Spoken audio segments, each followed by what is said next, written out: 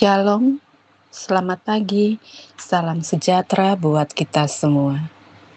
Mengawali pagi ini kita akan membaca, mendengarkan dan merenungkan bersama firman Tuhan melalui Rehat edisi Kamis 30 Juli 2026. Sebelum membaca firman Tuhan, mari kita berdoa. Terima kasih Bapa yang baik atas perlindungan dan penyertaan-Mu sepanjang malam yang kami lalui. Engkau jaga kami sepanjang malam, dan kami mengucap syukur Engkau bangunkan kami pagi ini dengan tubuh yang penuh dengan keberkatan untuk menikmati hari baru yang Engkau anugerahkan kepada kami. Melandasi pagi ini, kami akan membaca dan merenungkan firman-Mu.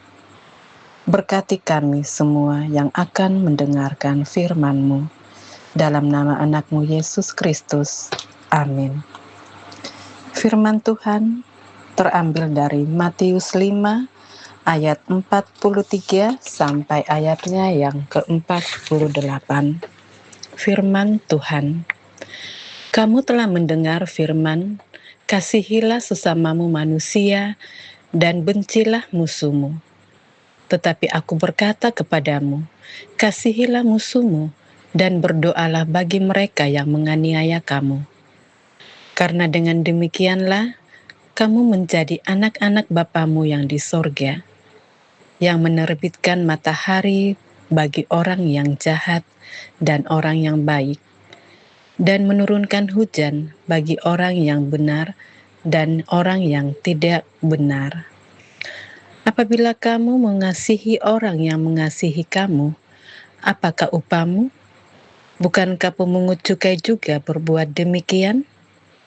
Dan apabila kamu hanya memberi salam kepada saudara-saudaramu saja, apakah lebihnya daripada perbuatan orang lain? Bukankah orang yang tidak mengenal Allah pun berbuat demikian? Karena itu, haruslah kamu sempurna, sama seperti Bapamu yang di sorga adalah sempurna. Amin. Sempurna seperti Bapa sempurna. Ungkapan umum, tidak ada manusia yang sempurna, merupakan ungkapan yang cukup lazim dalam kehidupan sosial. Tetapi menarik dalam pembacaan hari ini, di ayat 48 mengatakan, haruslah kamu sempurna sama seperti Bapamu yang di sorga sempurna. Tampaknya ayat ini bertolak belakang dengan ungkapan di atas.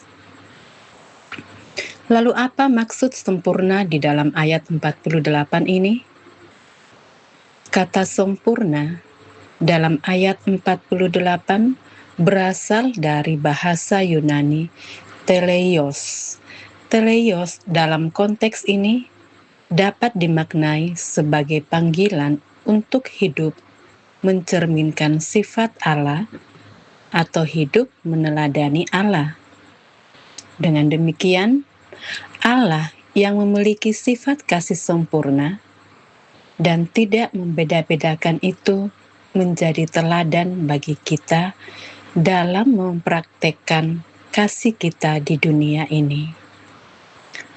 Ketika Yesus mengatakan, kasihilah musuh-musuhmu dan berdoalah bagi mereka yang menganiaya kamu, terdapat dalam ayat 44, dapat dipahami bahwa kasih itu tidak bisa dibatasi oleh perasaan atau perbuatan orang lain terhadap kita, melainkan harus berdasar pada kasih Allah yang sempurna. Kasih itu harus penuh dan tanpa syarat. Hal ini menjadi bagian yang paling luar biasa dan kesempurnaan kasih Allah. Sebagai anak-anak Allah yang hidup di masa kini, kesempurnaan kasih Allah di dalam diri kita menjadi alasan bagi kita untuk mau hidup terus-menerus dapat diperbaharui.